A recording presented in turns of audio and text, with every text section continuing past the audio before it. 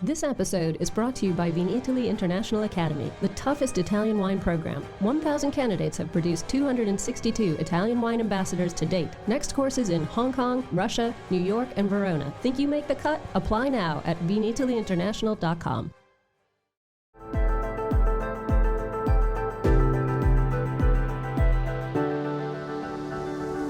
Welcome to the Italian Wine Podcast. I'm Cynthia Chaplin, and this is Voices. Every Wednesday, I will be sharing conversations with international wine industry professionals, discussing issues in diversity, equity, and inclusion through their personal experiences working in the field of wine. If you enjoy the show, please subscribe and rate our show wherever you get your pods.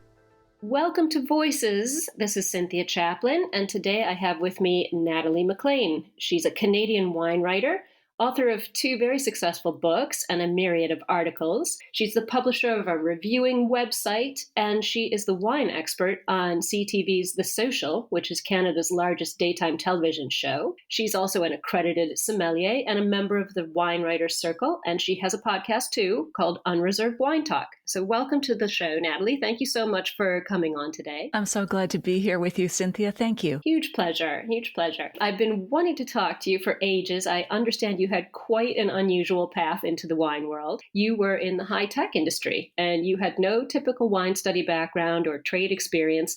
What on earth made you take the leap from tech into wine? What was it like trying to get your foot in the door of a new sector where you had absolutely no contacts and no traditional credentials? Well, I felt like when I went from high tech to wine, I kind of left a brave new world and stumbled onto the set of Downton Abbey.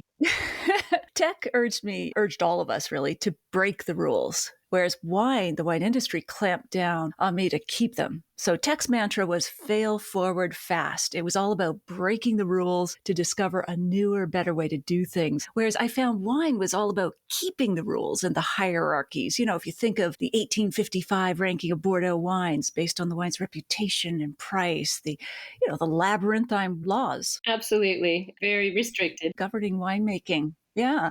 Post-pandemic ways of selling it. And yet, Cynthia, I think one field led me to the other. So the headquarters of the supercomputer company I worked for was based in Mountain View, California, and it's now the campus of Google. And like so many people in tech, I worked 7 days a week, and I did not have time for hobbies. However, dining out with clients and colleagues was part of my schedule. So I took an increasing interest in wine, and I think part of that was probably to get through some of the more tedious conversations. But Mountain View was just an hour's drive from Napa and Sonoma. So I started arranging my meetings at headquarters on Fridays so I could spend the weekend in wine country. And eventually I took sommelier courses at night just for fun. And then I went on maternity leave for a year. And because, of course, I hadn't taken any vacation, it had all accrued, I had a year off. And so during that time, I pitched a wine column to a food magazine. And what tech taught me was to call high. So I pitched the editor-in-chief and to aim high, really. I'd only been published in my high school newspaper up till then.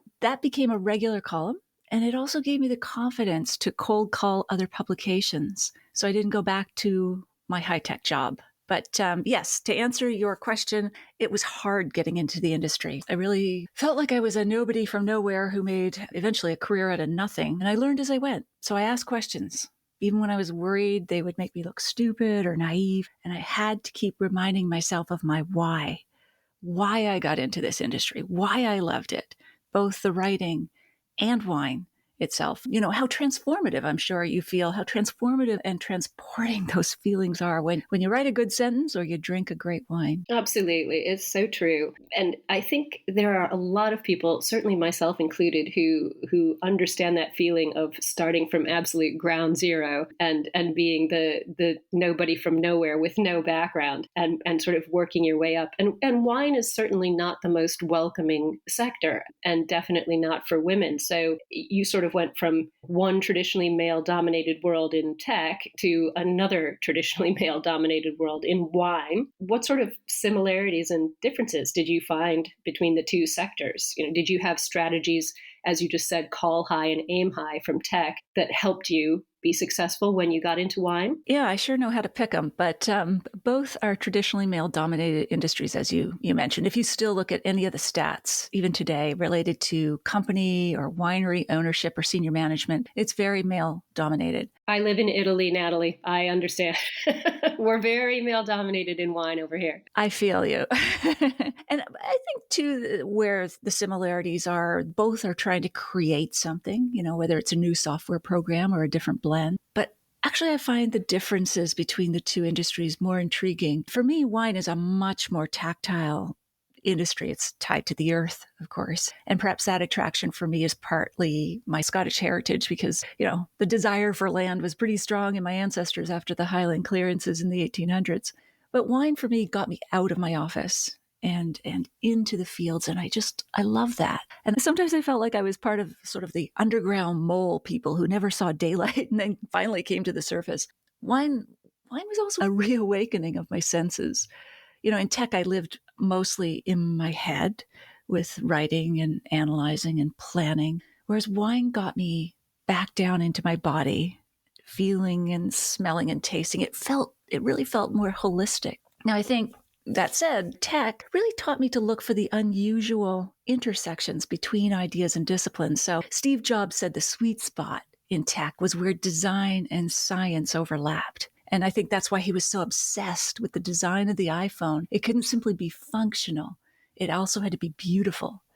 And I find the interaction between wine and tech a natural fit, even though it might not look like it. Wine has so much information tied to it. And those of us who are obsessive about it like to learn as much as we can. And that's why I started my website, NatalieMacLean.com, back in the Paleolithic era of 2000, launched mobile apps with barcode scanners and eventually label readers in 2008. Tech, I think, can make learning about wine not only easier, but also beautiful. It's really interesting that you put it that way. And I find wine obviously a very creative sector to be in. I'm also a gardener, so I like that connection between my work and my hobby. But the crossover between the science is something that's very important to me. There is so much depth of information about wine that people don't really think about. Geography and geology and lots of other climate related issues that I find increasingly crucial. So it is, I think you've hit the nail on the head with that there is a lot of science connection to wine and an endless amount of learning. You can never know everything about wine. There's always another exam. There's always a new book, something else, a new study coming out. So I completely agree with that. I think the sweet spot, you seem to have found it. I'm really happy about that. You're clearly doing a good job at what you have achieved since, as you say, the dark ages of 2000. You were named the world's best drinks writer at the World Food Media Awards in Australia in 2003. So not long after you started online. And you've won James Beard Foundation Journalism Awards and M.F.K. Fisher Awards for excellence in writing. So you've got props in the sector now. You have all the credentials that you could possibly need, but it definitely hasn't been an easy road to where you are today. 10 years ago, I know you were at the center of a big controversy about how you reported and credited tasting notes from other wine experts on your new website. Can we just talk about that a little bit? There was a lot written about it at the time, and I feel that often some of the voices shouted louder than you. So I'd love to hear what you have to say about that experience in your life, and not so much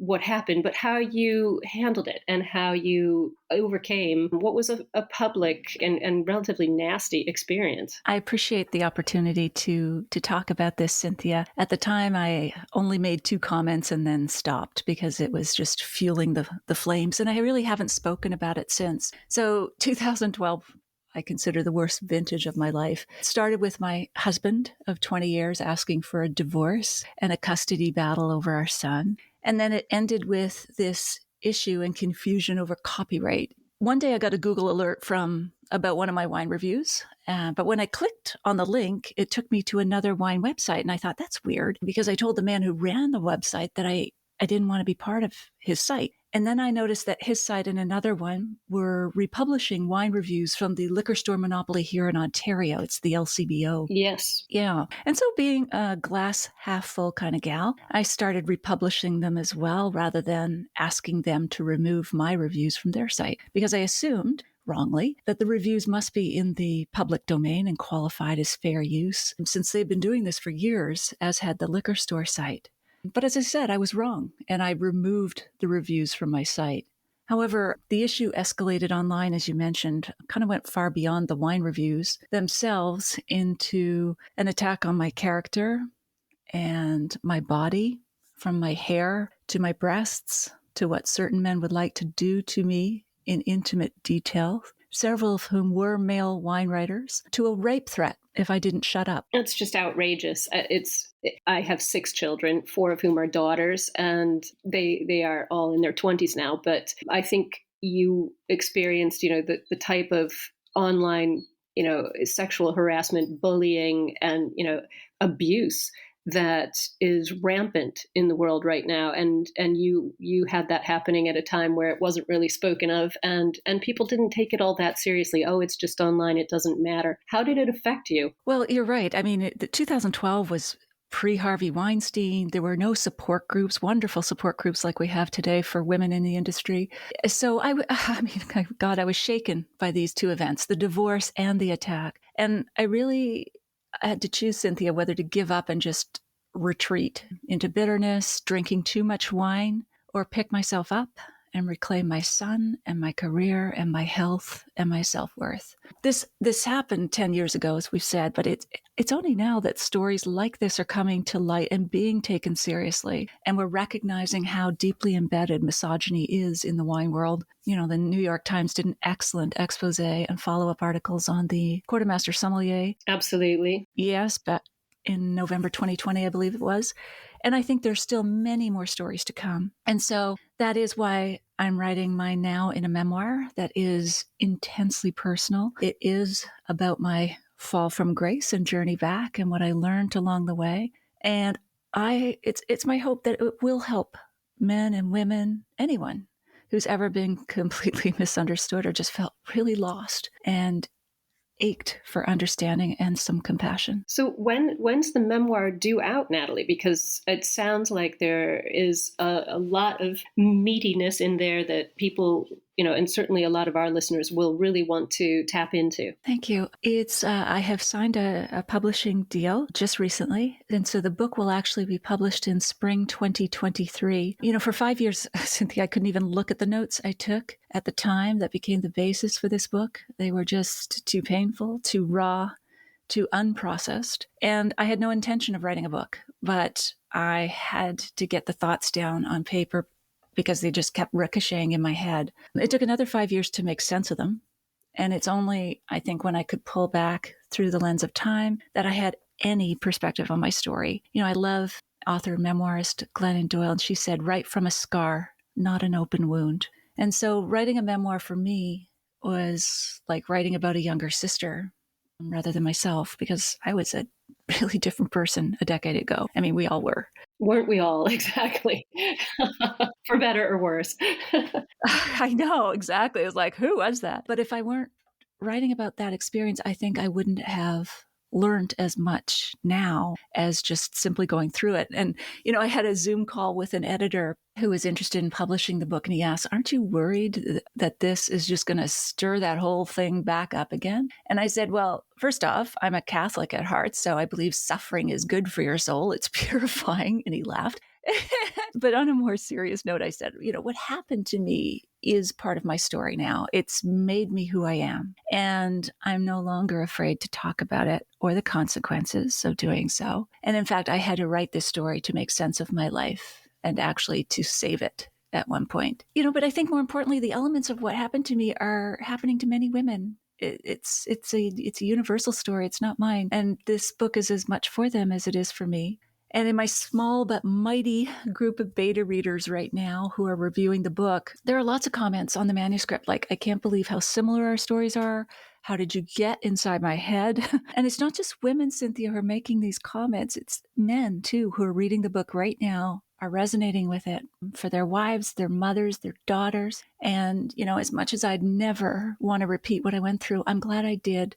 And that some good can come from it, even if it helps just one reader, as they say, feel like she's less alone and can survive what life throws at her. Well, and I think there you also have a point. As I said, I also have two sons, and I make a point of discussing these sorts of issues with them so that they are aware, not only for me and for their sisters, but for the women who will be in their lives in the future. And I think these sorts of personal stories, first of all, it's very brave and very courageous to put that down in writing in a way that will be irretrievable once it's out there. So that's very brave, and I commend you for being a beacon in that way. But it's important to have that material not only to support women who may have experienced the same thing or are concerned about that happening, but also to inform and to educate and to grow some empathy with our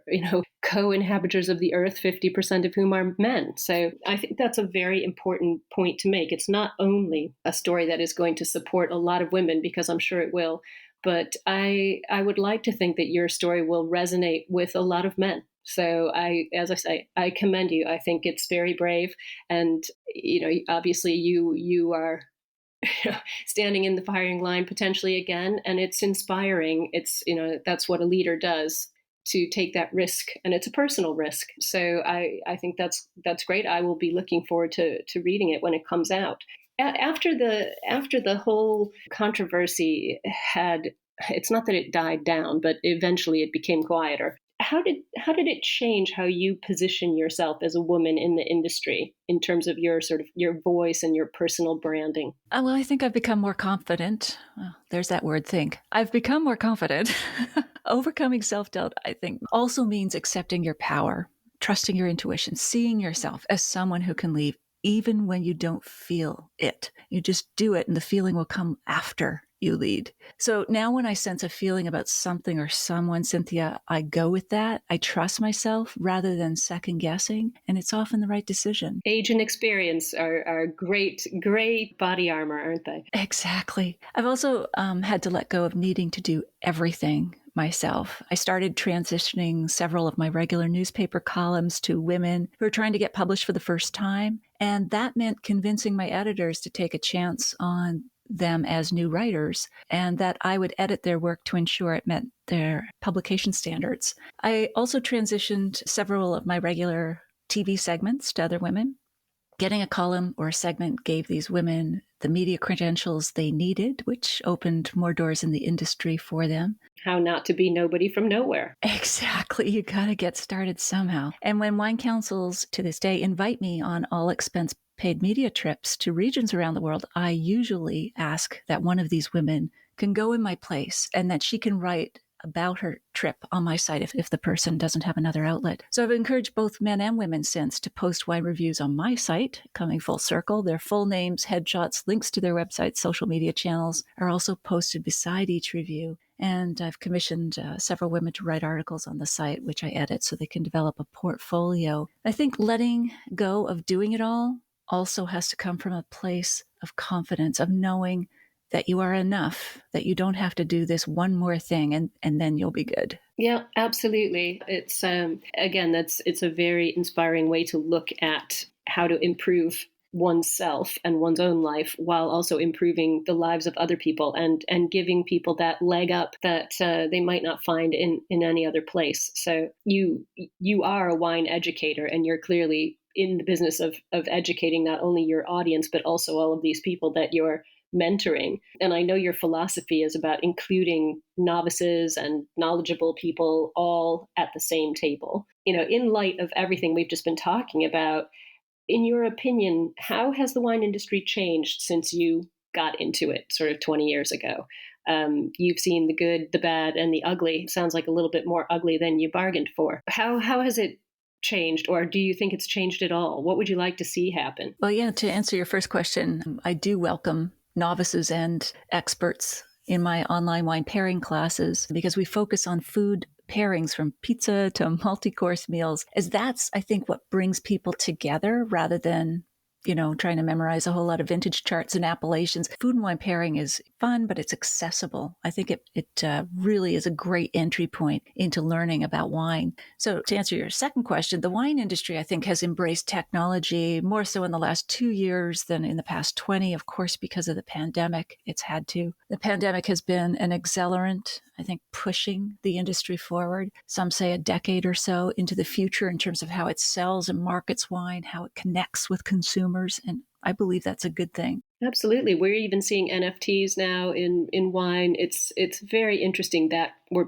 talking again about that crossover of wine and technology. Exactly. And I think the industry is becoming more inclusive. It's happening slowly with podcasts like yours and mine. When we try to feature different voices, it's happening with the initiatives in some wineries and companies that are trying to change their cultures. It's happening now with support groups that didn't exist when I started or in 2012. But as Helen Reddy says, we still have a long, long way to go. Oh my gosh. I think you and I are the last people in the world who remember her. Oh, she is my anthem. My mom used to play that. She was a single mom and she was a school teacher, and she would have the teachers come over on Friday nights because she didn't have the money to pay for a babysitter at the time. And I could hear them belting out that song as though it was their anthem. It was like, what is this? And why are they talking about roaring and being down there on the floor? What is that? So it's embedded. I think we had the same mother. I remember being dragged to a Helen Reddy concert in Cleveland, Ohio by my mother and her bowling team, who were all women. So absolutely resonates. That's great. It's a great memory, actually. But it's true. That's a very interesting point. And I like that whole idea. You have this great way of sort of describing yourself, not only as, the roaring woman, but you have called yourself, true quote, red-nosed superhero, helping people discover the wines they love. Now, this is something that I get on board with. This is kind of my philosophy with my clients and my students. So how are you playing that goal out in your everyday action? I envision you in a cape now with a wine glass. Yeah. Well, I can't resist humor. I am woman, watch me pour, right? I've always believed that you don't have to be serious to be professional. And science, Cynthia, shows us that the moment after we laugh, our attention to the message is highest and our resistance against it is lowest. And that is the ideal time to learn about wine. You're relaxed, you're open, you're receptive. And so I believe you need to entertain, actually, before you can educate. And you need to earn the right to someone's attention, especially these days with social media. That's harder than ever. And so how that plays out in everyday action is through my online wine food pairing courses, the Unreserved Wine Talk podcast, and now through my memoir. And even though, the memoir itself deals with serious issues, there is still lots of levity woven in through it. Because I think, again, it's that lens of time when you can pull back and put it in perspective. And that's when you can blend the grief and the levity. Well, and life has to be balanced like a good wine. It can't be all acid. There has to be some sweetness in there. So I'm glad you have that same philosophy. I'm gonna take us to my favorite final question because we're running out of time here. But since we are on the Italian Wine Podcast, I have to ask you, and I'm also curious now to get an answer to this. What's your favorite Italian wine? Well, Cynthia, as a young adult, I wasn't drawn to alcohol at all. Beer and spirits were too bitter. I didn't start drinking until after I finished graduate school, when I had the funds to get fancy. And if I could share a short passage with you from my first book, Red, White, and Drunk All Over, about the pivotal wine that turned me on to wine in general, it was an Italian one, if that's okay with you. Oh, wow. Everyone has one. What was it? All right. So let me just share this passage with you. So as I raised the glass to my lips, I stopped. The aroma of the wine rushed out to meet me, and all the smells that I'd ever known fell away. I didn't know how to describe it, but I knew how it made me feel. I moistened my lips with the wine and drank it slowly, letting it coat my tongue and slide from one side of my mouth to the other. That Brunello trickled down my throat and out along 1,000 fault lines through my body, dissolving them. My second glass tasted like a sigh at the end of a long day, a gathering in and a letting go. And I felt the fingers of alcoholic warmth relax the muscles at the back of my jaw and curl around my ears. The wine flushed warmth up into my cheeks, down through my shoulders, and across my thighs. My mind was as calm as a black ocean, and the wine gently stirred the silt of memories on the bottom, helping me recall childhood moments of wordless abandon. Looking back, I still yearn for that first taste, and I can't, for the life of me, recall the name of the wine. But I think in the end, Cynthia, that doesn't matter. Very good. Very good. It's so lovely how wine has that ability to take you back to a particular moment. Someone recently asked me what was the wine that turned the light bulb on for me. And for me, it was a Rioja. When I was I started getting interested in wine when I was 19. There was no wine in Ohio when I was growing up, so it was university in Connecticut. But the wine that really flipped the switch for me was with my father-in-law in Spain, in Rioja, and he introduced me to a wine there. And it's the same thing. It just takes you back to that moment. Whenever I open a Rioja now, which isn't my favorite wine at all, that particular moment of, oh my goodness, what is this? I need to know more about this. I'm falling in love. I'm opening Pandora's box and a treasure chest all at once. It is that wonderful feeling of something new and overpowering and really wonderful and sensuous and filled with memories. So I completely understand that description. And I agree so much. It's true. Wine does have a lot of power to stir emotions and creativity and memories and everything that is good about being a human. So I am going to look forward very much to your new book coming out. And hopefully we will cross paths at some point in the future when COVID allows us all to resume our travels around the world. Absolutely, Cynthia. And if I could just mention, I am still looking for beta readers. So if you or anyone listening to this podcast would like to read the manuscript, get a sneak peek, I would love your input. Anyone can email me at natalie@nataliemaclean.com. Well, I would love to, Natalie. I would be delighted. Thank you so much for coming on, and hopefully we shall meet up soon. Absolutely, Cynthia. I look forward to sharing a glass with you in person. Cheers. All the best. Cheers. Thank you. Thank you for listening, and remember to tune in next Wednesday when I'll be chatting with another fascinating guest. Italian Wine Podcast is among the leading wine podcasts in the world and the only one with a daily show. Tune in every day and discover all our different shows. You can find us at ItalianWinePodcast.com, SoundCloud, Spotify, Himalaya, or wherever you get your pods.